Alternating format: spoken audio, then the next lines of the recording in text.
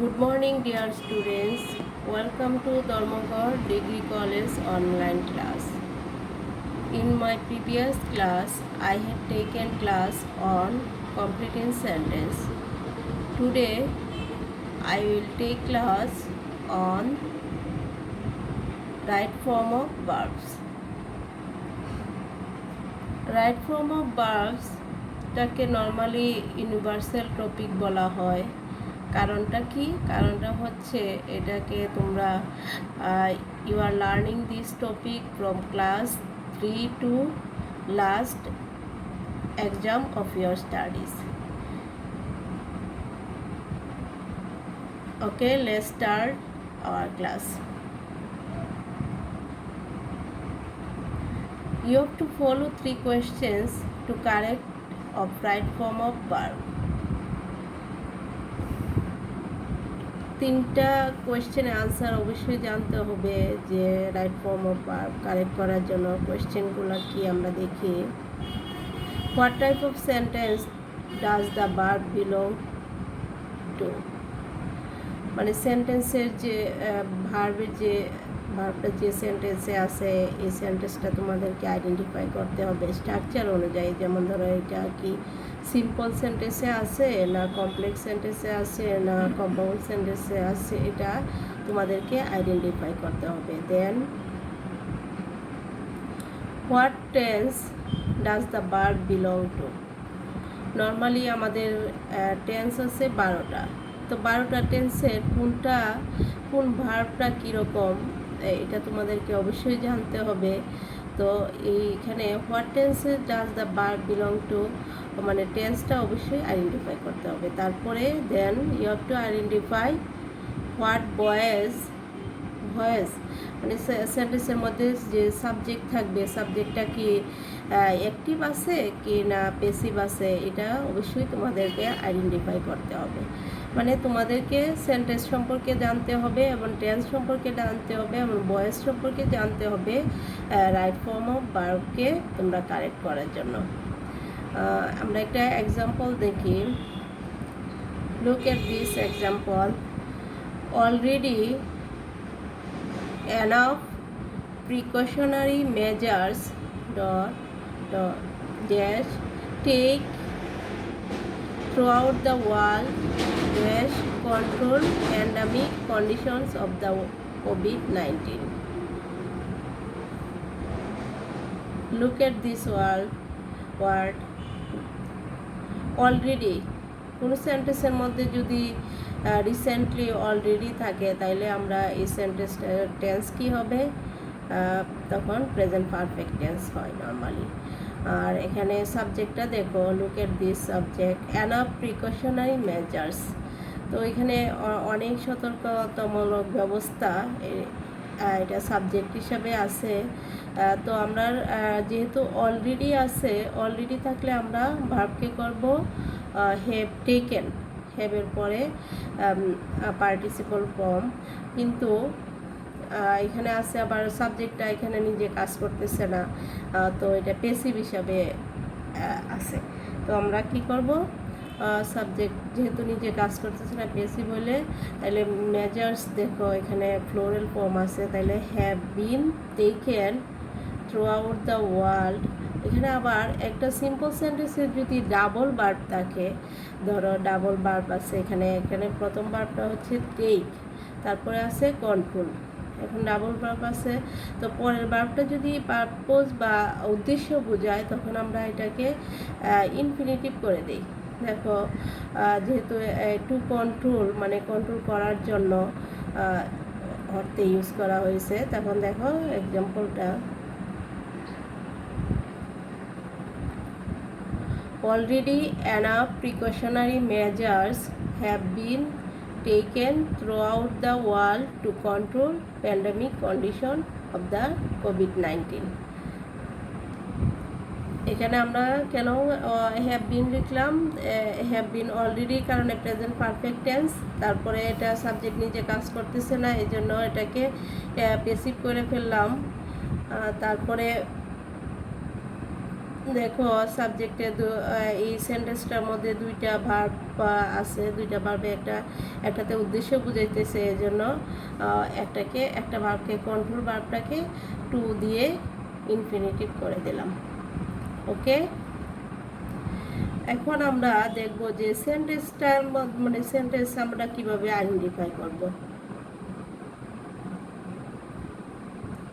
এখন দেখো, what type of sentence does the verb belong to, মানে তোমাদেরকে যে সেন্টেন্স আইডেন্টিফাই করতে হবে যে what type of sentence does the verb belong to, মানে হচ্ছে যে সেন্টেন্সটা কি, whether the verb of the sentence simple, complex, compound. এই যে ভার্বটা কি সিম্পল সেন্টেন্সে আছে না কমপ্লেক্স সেন্টেন্সে আছে, তো কম্পাউন্ড সেন্টেন্সে, এগুলা তোমাদেরকে আইডেন্টিফাই করতে হবে। তোমরা ট্রান্সফরমেশন অফ সেন্টেন্সে সিম্পল, কমপ্লেক্স, কম্পাউন্ডস সম্পর্কে অনেক ধারণা নিয়েছো, এই কারণে তোমরা সিম্পল কমপ্লেক্স সেন্টেন্সের স্ট্রাকচারটা অবশ্যই দেখবে। Then follow this simple sentence. Simple সেন্টেন্সে যদি ডাবল ভার্ব থাকে, if the double verb in simple সেন্টেন্সে যদি দুইটা ভার্ব থাকে, তখন আমরা এটাকে কিভাবে করতে পারি। ধরো এই রুলসটা খুব বেশি ইম্পর্টেন্ট, কারণ হচ্ছে দেখা যায় যে ম্যাক্সিমাম এক্সামে এই রুলসের উপর অনেকগুলো কোয়েশ্চেন্স থাকে, 2-3টা কোয়েশ্চেন থাকে, তোমাদেরকে কমপ্লিট করতে হয়। তো দেখো, if the double verb in simple সেন্টেন্সে যদি ডাবল ভার্ব থাকে তখন আমরা কি করব, ইনফিনিটিভ করে দিব, টু প্লাস ভার্ব, উদ্দেশ্য বোঝালে ইনফিনিটিভ করে দিব, টু প্লাস ভার্ব করব। দেন প্রেজেন্ট পার্টিসিপলও করতে পারি যদি ভার্বের সাথে আইএনজি, যদি নর্মাল অ্যাক্টিভিটিস প্রকাশ করে, দুইটা ভার্বের একটা ভার্ব পরের ভার্বটা নর্মাল অ্যাক্টিভিটিস প্রকাশ করে, তখন ভার্বের সাথে আমরা আইএনজি করতে পারি, তারপরে past participle verb plus ED করতে পারি।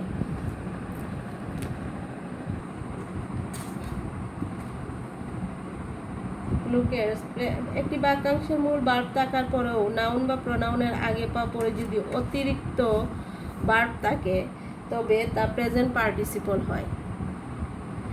মূল ভার্ব আছে, ভার্ব প্লাস আইএনজি হবে। আবার ধরো নাউন বা প্রোনাউন বাক্যে যুক্ত ভার্বের কাজের সম্পাদনকারী হলে প্রেজেন্ট পার্টিসিপল, বা কাজটি সম্পাদনকারী না হলে পাস্ট পার্টিসিপল হবে। নাউন এবং প্রোনাউন যদি কাজটি সম্পাদন করে তাহলে আমরা ভার্বের সাথে আইএনজি যোগ করব বা প্রেজেন্ট পার্টিসিপল করব। আবার যদি নাউন বা প্রোনাউন কাজটা সম্পাদন করে না তখন আমরা ভার্বের সাথে ইডি যোগ করব। ঠিক আছে, ইনফিনিটিভ। টু প্লাস ভার্ব, আমরা কিছু এক্সাম্পল দেখি। Look at this example. To plus verb infinitive কখন করা হয়। দেখো, সিম্পল সেন্টেন্সে আমি প্রথমেই বলছি যে একটা সিম্পল সেন্টেন্সে ডাবল ভার্ব দেওয়া থাকবে। যেমন ধরো, আই ওয়ান্ট, এখন ব্র্যাকেট আছে বাই, তখন বাই এ শার্ট। তো এখন দেখা যাইতেছে যে আমরা এটাকে করার জন্য I want to buy a shirt, কারণ কি এটা প্রথম সেন্টেন্সটা একটা প্রথম ভার্ব দেওয়া আছে আর পরের ভার্বটা দিয়ে আমরা নর্মালি বুঝতেছি যে এখানে উদ্দেশ্য প্রকাশ করছে, এই জন্য আমরা টু প্লাস বাই করে দিলাম, ইনফিনিটিভ করে দিলাম। তারপরে নেক্সট সেন্টেন্স দেখো, cultural functions were arranged every night. এখানে দেখো প্রথম সেন্টেন্সটা কি, প্রথমে একটা ভার্ব আছে ওয়ার অ্যারেঞ্জড, ঠিক আছে, এভরি নাইট, তারপরে আবার আরেকটা ইন্সপায়ার পিপল। তো আমরা এই ভার্বটাকে পরের ভার্বটা যেহেতু এখানে সেন্টেন্সের মুডটা কি, নর্মালি দেখো যে cultural function were arranged every night to inspire people, কারণ কি এখানে টু কীভাবে বুঝলাম যে উদ্দেশ্য বোঝায়, মানে লোকদেরকে ইন্সপায়ার করার জন্য, উৎসাহী করার জন্য প্রত্যেক রাতে কালচারাল ফাংশন অ্যারেঞ্জ করা হতো। ঠিক আছে, দেখো cultural function were arranged every night to inspire people to plant more trees. Okay, তারপরে আরেকটা এক্সাম্পল দেখো, he came to Dhaka to look for work. এখানে সে কেন, উদ্দেশ্যটা কি, কাজের জন্য আসছে। কাজ খোঁজার জন্য, ঠিক আছে। নেক্সট আরেকটা সেন্টেন্স দেখো, করম ইজ ওয়ার্কিং হার্ড। এখানে কি হবে দেখো, সে কঠোর পরিশ্রম করতেছে যাতে কি শাইন ইন লাইফ। এখানেও সেন্টেন্সটা উদ্দেশ্য, মানে সেন্টেন্সটা তোমরা কনটেক্সটটা দেখে অবশ্যই সেন্টেন্সের মুড আইডেন্টিফাই করতে হবে, যে সেন্টেন্সটা কি উদ্দেশ্য প্রকাশ করতেছে না নর্মাল অ্যাক্টিভিটিস করতেছে। তো উদ্দেশ্য প্রকাশ করলে আমরা কি ইউজ করব, ইনফিনিটিভ টু প্লাস ভার্ব। আর নর্মাল অ্যাক্টিভিটিস হইলে ধরো যদি নাউন বা প্রনাউন, তখন আমরা কি করব দেখো, প্রেজেন্ট পার্টিসিপল। প্রেজেন্ট পার্টিসিপল আমরা কখন ইউজ করব বলছিলাম, নাউন বা প্রনাউন ভার্বের কাজে সম্পাদনকারী, ভার্বটা যদি নাউন বা প্রনাউন যে থাকে পরের ভার্বে, এটা যদি ভার্বটা সম্পাদনকারী করা তাকে করে, তখন আমরা প্রেজেন্ট পার্টিসিপল ইউজ করব। দেখো, recently it has risen to an alarming rate dash, মার্কেটে আছে take a heavy toll of human life. এখানে কি বলছে যে দেখো, প্রথম সেন্টেন্সটা আছে ইট হ্যাজ, প্রথম ভার্বটা আছে ইট has Ryzen, present perfect tense. Present perfect tense কেন হলো দেখো, রিসেন্টলি আছে, প্রথমে কন্ডিশনস, মানে এটাকে ক্লুও বলতে পারো, আবার কন্ডিশনসও আমরা বলতে পারি, যে এখানে রিসেন্টলি আছে এই জন্য এটাকে আমরা প্রেজেন্ট পার্টিসিপল ওরা করছে। তো এখানে আমরা যেহেতু এখানে প্রেজেন্ট পারফেক্ট করছে, যদি এখন আমরা ধরো এটাকে নেক্সট ভার্বটার কথা ভাবতেছি, এখানে কিন্তু সাবজেক্টের মধ্যে দেখো এটাতে কিন্তু দুইটা ভার্ব আছে, কিন্তু একটা ভার্ব দিয়ে আমরা বলছিলাম যে ইনফিনিটিভ কখন হবে যদি উদ্দেশ্য বোঝায়, কিন্তু এখানে কিন্তু নর্মাল অ্যাক্টিভিটিস বোঝাইতেছে। তো এখানে এই ভার্বের সাথে কি হবে, প্রেজেন্ট পার্টিসিপল মানে হচ্ছে verb plus ING. Recently it has risen to an alarming rate, taking a heavy toll of human life. Okay. Another example, look at this example. Some people travel dash bracket as a climb on the roof buses and trains. এখন দেখো এখানে travel আছে main verb, তো আরেকটা verb দেওয়া আছে, এটাতে normal activities বোঝাইতেছে, এই জন্য আমরা কী করবো, ভার্বের সাথে আইএনজি করে এটাকে কারেক্ট করবো। দেখো, some people travel climbing on the roof buses and trains. তারপরে দেখো নেক্সট, দ্য অথর্স স্টার্টেড, এখানে একটা মূল ভার্ব দেওয়া আছে, তারপরে শো আরেকটা ভার্ব দেওয়া আছে, কিন্তু এই ভার্বটা দিয়ে আমরা কি অ্যাফেকশন অঞ্জলি, এখানে দুইটা ভার্ব দেওয়া থাকলেও পাশাপাশি একটা ভার্ব দিয়ে দেখো কোনো উদ্দেশ্য বোঝাইতেছে না, শুধু নর্মাল অ্যাক্টিভিটিস বোঝাইতেছে, যে তার প্রতি তার যে অ্যাফেকশন মায়াটা জাগতেছিল জেরির প্রতি, এই জন্য এটা হবে আইএনজি। তারপরে আমাদের যে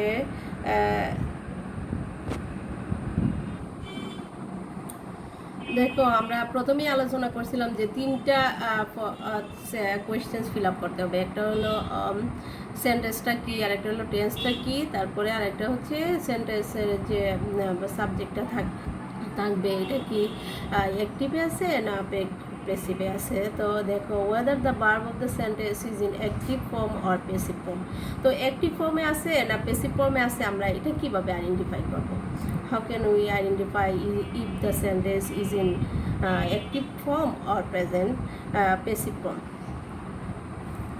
অ্যাক্টিভ ফর্ম হইলে দেখো কন্ডিশনগুলো কি থাকবে, সাবজেক্ট সাবজেক্টটা itself can perform the action of verb, মানে যে ভার্বের যে কাজটা সাবজেক্ট নিজেই করবে, ঠিক আছে। সাবজেক্ট নিজে যদি কাজ করে তখন এটাকে আমরা অ্যাক্টিভ সেন্টেন্স বলি, বা অ্যাক্টিভ ভয়েস তোমরা বলতে পারো।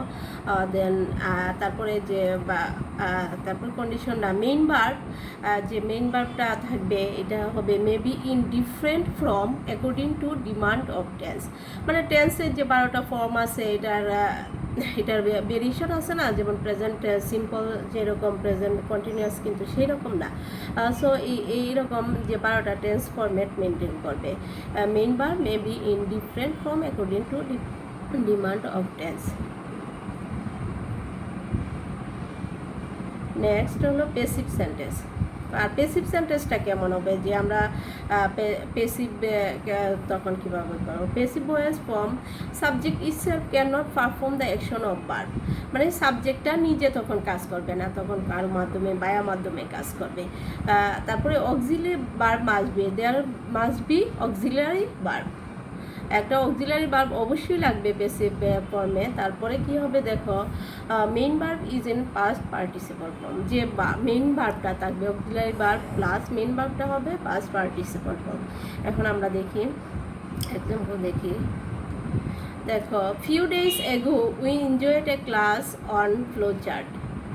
এখন এটা এই সেন্টেন্সটা আমরা দেখলে দেখা যায় যে few days ago we enjoyed a class on flow chart, few days ago a class, normally আমরা পেসিভ কীভাবে করি, a class on flow chart was enjoyed by us, এভাবে। কিন্তু তোমরা যখন রাইট ফর্ম অফ ভার্ব করবে তখন কিন্তু এরকম যে অ্যাক্টিভ সেন্টেন্সটা দেওয়া থাকবে না, তোমাদের এই সেন্টেন্সের মুড দেখে যে কনটেক্সটটা কি কোন মুডে আছে, যে যে দেখো এ ক্লাস, এখানে কিন্তু সাবজেক্টকে এ ক্লাস, ক্লাস কি নিজে কোনোদিন কাজ করতে পারে, ক্লাস হয়তো বা টিচার নিতে হয় আর স্টুডেন্টরা ক্লাস করে এরকম আর কি।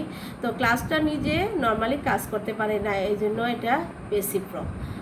এই আমি এই অ্যাক্টিভ ফর্মের উদাহরণটা দিলাম এই কারণে তোমরা যাতেও এক্সাম্পলটা বুঝতে পারো। ওকে, তারপরে দেখো এখানে কিন্তু আমি অ্যাক্টিভ ভয়েসটা দিলাম না, once they dominate by man. এখন দেখো বাই নর্মালি বাই যদি তাকে এটা নর্মালি পেসিভ ফর্মে হয়, তাহলে আমরা রুলস অনুযায়ী কী আনবো, ওয়ান্স মানে কি, ওয়ান্সের যে ক্লো দেওয়া আছে, যে টেন্সটা আমরা কি মেনটেন করবো, এখানে ওয়ান্স থাকলে কোনো সেন্টেন্সের মধ্যে, তাহলে এটা অবশ্যই ফার্স্ট ইনডিফিনিট বা সিম্পল টেন্স হবে। তো দেখো ওয়ান্স দে, মানে আমাদেরকে কি কি বিষয় খেয়াল করতে হবে, যে ক্লোগুলা, সেন্টেন্সটা অবশ্যই ভালোভাবে পড়তে হবে, এমন ক্লোগুলা যে দেওয়া আছে, যে দেখো এখানে ওয়ান্স দেওয়া আছে, এই জন্য আমরা পাস্ট সিম্পল ইউজ করব, দেন দে, আর ডোমিনেট বাই আছে, এই জন্য আমরা এটাকে পেসিভ করব, they were dominated by men, ঠিক আছে, once they were dominated by men. Okay, thank you dear students for being with me. To avoid the COVID-19 situation, you have to wash your hands frequently and avoid touching your eyes, nose or mouth. Once again, thank you.